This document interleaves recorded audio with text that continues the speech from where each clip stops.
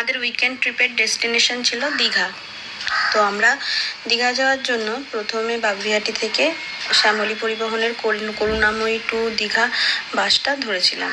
বাসটা বাগুইআটিতে টাইম ছিল 7:15 নাগাদ, বাগুইআটিতে বাসটার টাইম ছিল ওই 6:45 নাগাদ।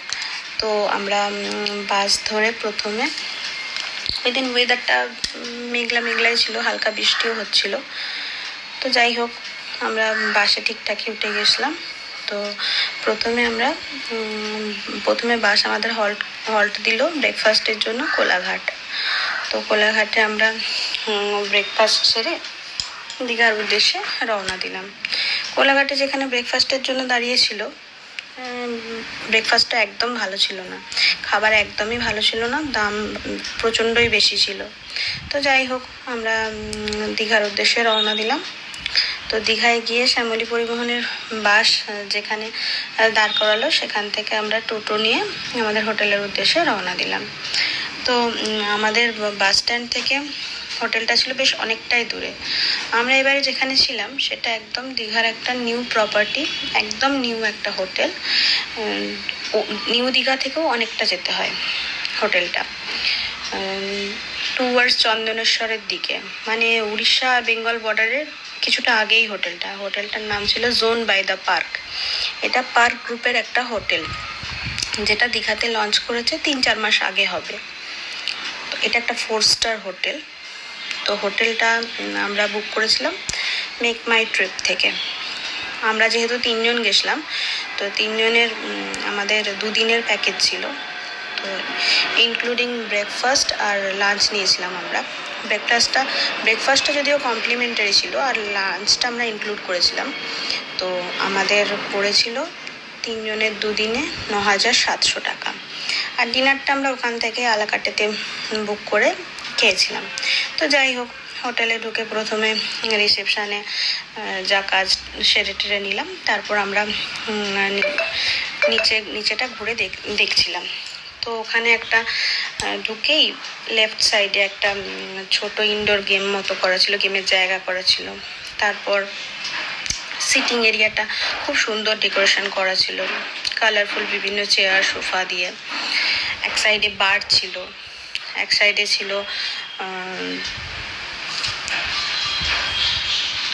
কিছু গাছ টাছ দিয়ে কিছুটা ডেকোরেশন করা ছিল, একটা সাইডে ছিল লাইব্রেরি। তো যাই হোক, আর কিছুটা এগিয়ে গিয়ে ওদের ছিল ডাইনিং এরিয়াটা। তো ডাইনিং এরিয়ার পরে ছিল ওদের কিচেন। তো যাই হোক, ডাইনিং এরিয়াটা ওদের তখন ঠিকঠাক করছিল। আমরা যখন পৌঁছেছিলাম তখন প্রায় 12:30 হবে।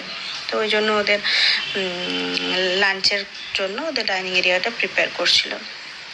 ডাইনিং এরিয়ার পরে ছিল ওদের সুইমিং পুল জোনটা। তো যাই হোক, আমরা নিচেটা ঘুরে মোটামুটি দেখলাম। দেখে তারপর আমরা লিফটে করে আমাদেরকে ওপরে নিয়ে যাওয়া হলো। তো আমরা ওপরে গিয়ে, আমাদের রুমটা ছিল 3rd ফ্লোরে। 3rd ফ্লোরে 301 রুম নাম্বার ছিল। তো ওপরে গিয়ে লবিটা তো খুব সুন্দর ছিল, মানে রুমের বাইরে যে লম্বা টানা লবিটা, ওখানে পরপর রুম ছিল, লবিটা খুব সুন্দর ছিল। তো যাই হোক, এবার আমরা রুমে ঢুকে রুমটার ভিউ আপনাদের দেখাবো। তো রুমে ঢুকেই প্রথমে রুমের রাইট সাইডে ছিল একটা ক্যাবিনেট, নিচে জুতো রাখার জায়গা ছিল, আর ওপরটা একটা ফাঁকা স্পেস ছিল। সেখানটাতে ব্যাগ ট্যাগ রাখার ব্যবস্থা ছিল, ওখানে এসির পয়েন্ট করা ছিল। আচ্ছা, তারপর লেফট সাইডে ছিল বাথরুমটা বাথ এরিয়াটা একটা আলাদা কাঁচের দরজা করে ঘেরা ছিল। আর সেখানে টাওয়াল রাখা ছিল, খুব ক্লিন, সব কিছু খুব ক্লিন। শ্যাম্পু, বডি ওয়াশ সমস্ত কিছু রাখা ছিল। যাই হোক, একটা মিরর ছিল, হেয়ার ড্রায়ার ছিল, আর বাথরুমের যেগুলো ডেলি ইউজের জিনিস ওরা দিয়ে রেখেছিল। বাথরুম খুবই ক্লিন ছিল। তো যাই হোক, তারপরে ছিল 2টো ওয়ার্ড্রপ। একটা ওয়ার্ড্রপে ছিল আয়রন টেবিল, আয়রন হ্যাঙ্গার, আর একটা ওয়ার্ড্রপে ছিল লকার। তো যাই হোক, এসব ছিল।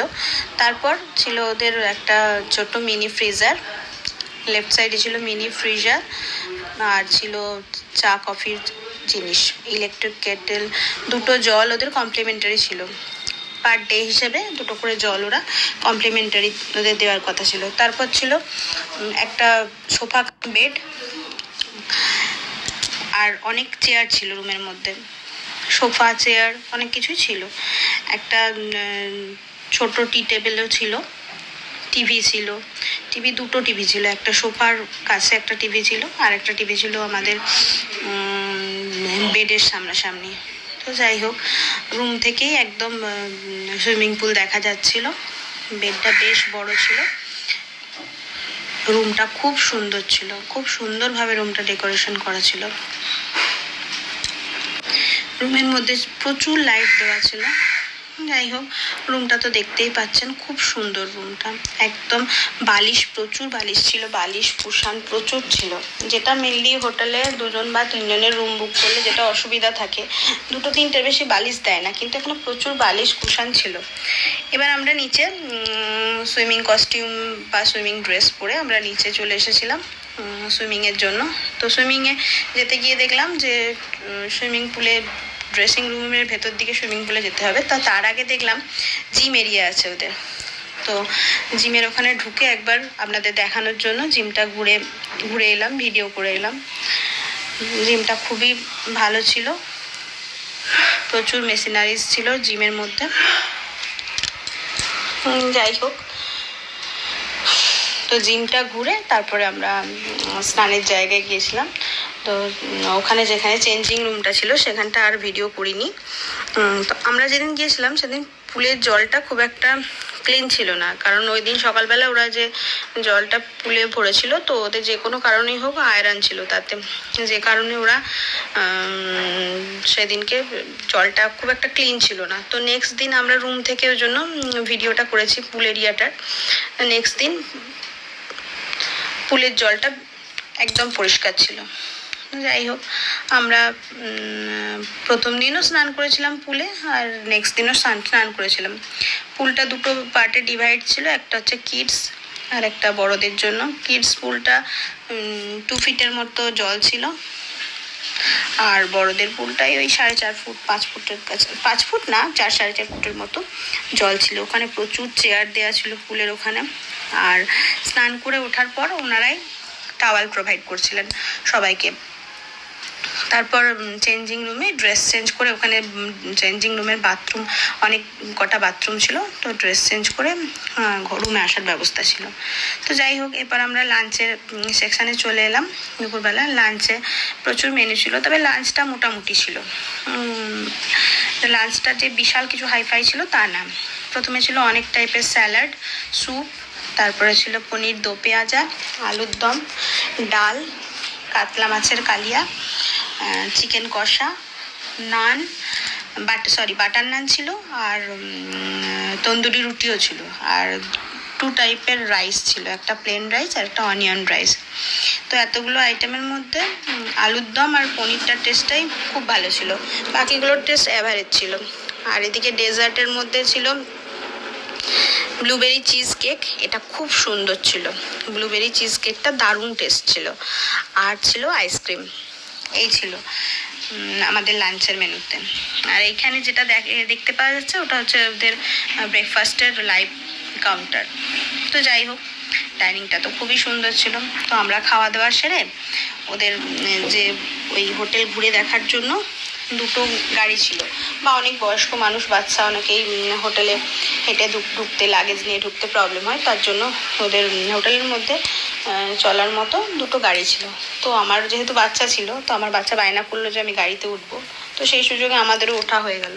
আমরা গাড়ি করে হোটেলের পুরো এরিয়াটা দাদা আমাদেরকে ঘুরিয়ে দেখালেন। ওনাদের স্টাফেদের ব্যবহার ভীষণ ভালো। তো যাই হোক, আমরা গাড়িতে করে হোটেলের পুরো এরিয়াটা ঘুরে দেখলাম। হোটেলের চারপাশটা প্রচুর গাছে ঘেরা, আর আমরা যে হোটেলের একদম মানে দীঘার একদম লাস্ট সীমায় আমরা ছিলাম, মানে এরপরে আর কিছু হোটেল বা কোনো কিছু ছিল না। আমরা একদম দীঘার লাস্ট প্রান্তে ছিলাম, জায়গাটা খুব নির্জন ছিল। তো যাই হোক, এটা অ্যাকচুয়ালি ওয়েস্ট বেঙ্গল গভর্নমেন্টের যে দীঘাশ্রী প্রজেক্ট, ওটাকেই লিজ নিয়ে পার্ক গ্রুপ হোটেলটা বানিয়েছে। এখানে বিজনেস মিটিংও হয়।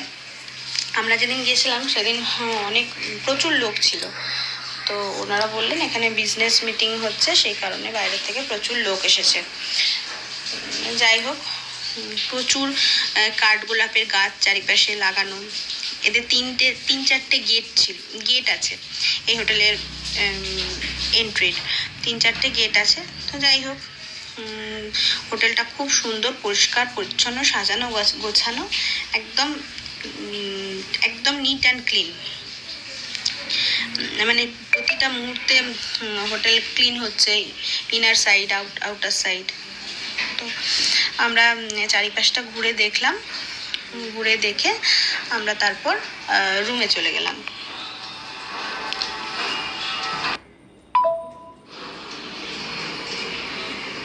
হ্যাঁ, এর মধ্যেখানে আরেকটা কথা বলে রাখি, সুইমিং পুলে কিন্তু সুইমিং কস্টিউম ছাড়া ওরা অ্যালাউ করে না। তো সুইমিং কস্টিউম কারোর যদি না থাকে তো সেক্ষেত্রে ওখান থেকে ভাড়াও পাওয়া যায়, রেন্টে নিতে পারেন। তো সেই ব্যবস্থাও ওনাদের ছিল, লেডিস জেন্টস বোথ। তো সুইমিং কস্টিউম ওখান থেকে রেন্টে নেওয়া যায়। হোটেলের বাইরের দিকটায় গাড়ি রাখার প্রচুর জায়গা আছে, বড় বড় বাস গাড়ি সবই দাঁড়িয়েছিল।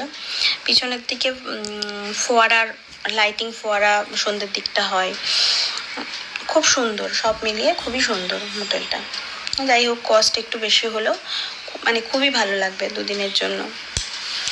একদম দীঘার যে ওই ভিড়, সেটা থেকে অনেকটাই আলাদা, যে কারণে এখন মানুষ অনেকেই দীঘা যেতে চায় না, কারণ দীঘাতে এত ভিড় হয়, দীঘাটা লোকে অ্যাভয়েড করে। অনেকেই মন্দারমণি, তাজপুর এগুলো পছন্দ করে।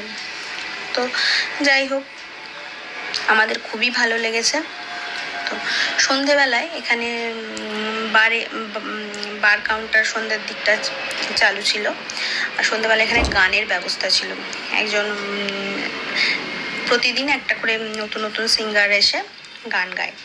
তো খুব ভালো, মানে যিনি গান গাইছিলেন, আমরা যেদিন ছিলাম সেদিন যিনি এসেছিলেন গান শোনাতে, তিনি হচ্ছে সারেগামা পাতে তিনি মানে গেয়েছেন, সেরকম একজন সিঙ্গার। তো ভীষণ ভালো গান শোনাচ্ছিলেন উনি, এমনকি আমরাও ইচ্ছা করলে গাইতে পারি। কেউ যদি ইচ্ছা করে যে গান গাইবো, গাইতে পারেন। যাই হোক, পরের দিন ওই দিন রাত্রিরে ডিনারের ফটোটা তোলা হয়নি, তাই দেখাতে পারলাম না। পরের দিন সকালবেলা আমরা ব্রেকফাস্টের জায়গায় চলে এসেছিলাম। তো ব্রেকফাস্টের জায়গায় প্রথমে প্রথমে একটা লাইভ কাউন্টার ছিল, সেখানে ডিমের বিভিন্ন জিনিস বানানো হচ্ছিল, যেমন omelette, Sunny side up, scrambled egg, তারপর ভুজিয়া, যে যেটা ইচ্ছা সেটা খেতে পারে।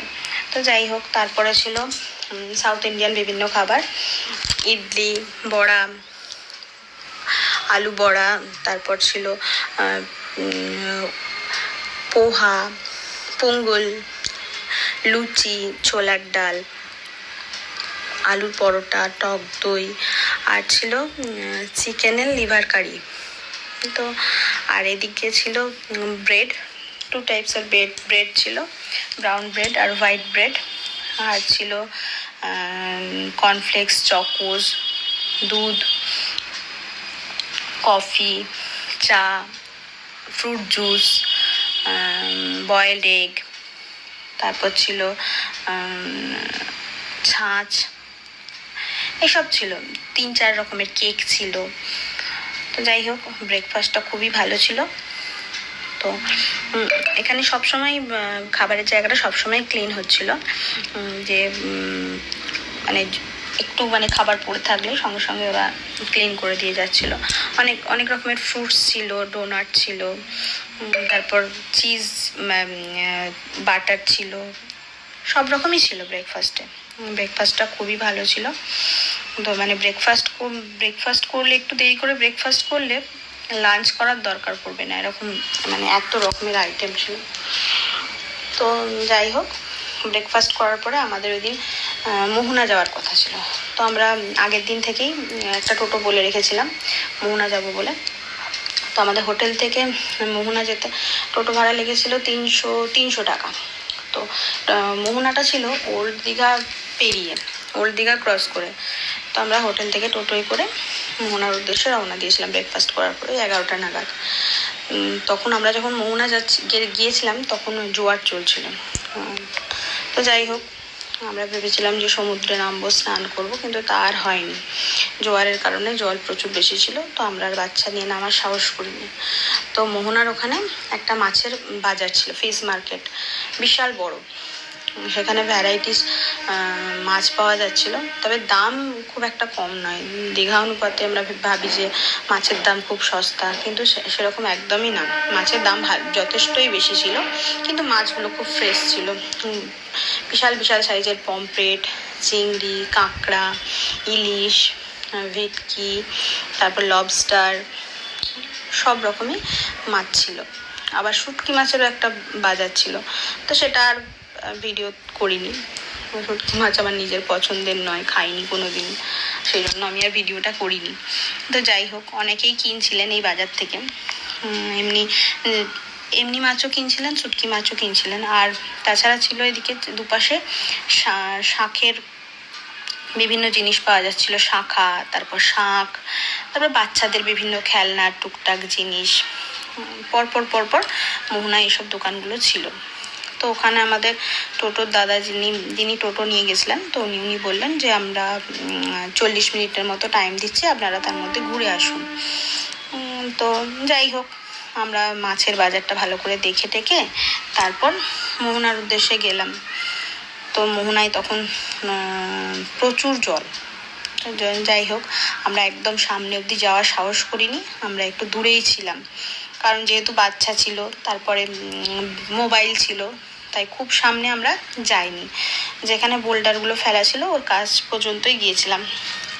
তো যাই হোক, ওখানে সব ট্রলারগুলো এসে দাঁড়াচ্ছিল, ট্রলারগুলো আসছিল, তারপর কিছু যাচ্ছিল। এত সুন্দর এখানকার ভিউটা, একটা দিকে এক সাইডে নদী, লেফট সাইডে ছিল নদী, আর রাইট সাইডে ছিল সমুদ্র। অপূর্ব লাগছিল ওই দৃশ্যটা। আর জলটা যখন এসে পাথরে ধাক্কা মারছে, মেরে যখন মানে সেই দৃশ্য মানে অসম্ভব সুন্দর লাগছিল। তো যাই হোক, আমরা দেখে ফটো টটো তুললাম। ওখানে প্রচুর ক্যামেরাম্যান ছিল, আর ওখানে প্রচুর লোক মোহনায়। যেহেতু এই মোহনাটা খুব বেশি দিন আগে মানে হয়নি, তো এই জায়গাটাতে মানুষ এখন নতুনই আসে। আগে এই জায়গাটায় খুব একটা লোক আসতো না, তো এখন এই জায়গাটা কিছুদিন আগেই এই জায়গাটা আর কি মানে বোল্ডার ফোল্ডার ফেলে তৈরি করেছে। তো এখন প্রচুর লোক আসে এখানে, মাছের মার্কেটটাও দেখার জন্য আসে, আর ওই মোহনার সমুদ্রের কাছে ফটো তোলার জন্য, ভিডিও করার জন্য প্রচুর লোক আসে। তো আমিও যদিও এই ভিডিওতে এই মোহনাটা ভিডিও দেখেই আমি যদিও এসেছি, নাহলে আমরাও জানতাম না। ফেসবুকের পোস্টে এসব ভিডিও দেখেই আমাদের আসা। তো যাই হোক, আশা বিফল হয়নি, খুবই ভালো লেগেছে এসে আমাদের। তো যাই হোক, ভিডিওটা একটু লং হয়ে গেল। আমার ভিডিও ভালো লাগলে আমার চ্যানেলটা লাইক এবং সাবস্ক্রাইব করে দেবেন। Thank you.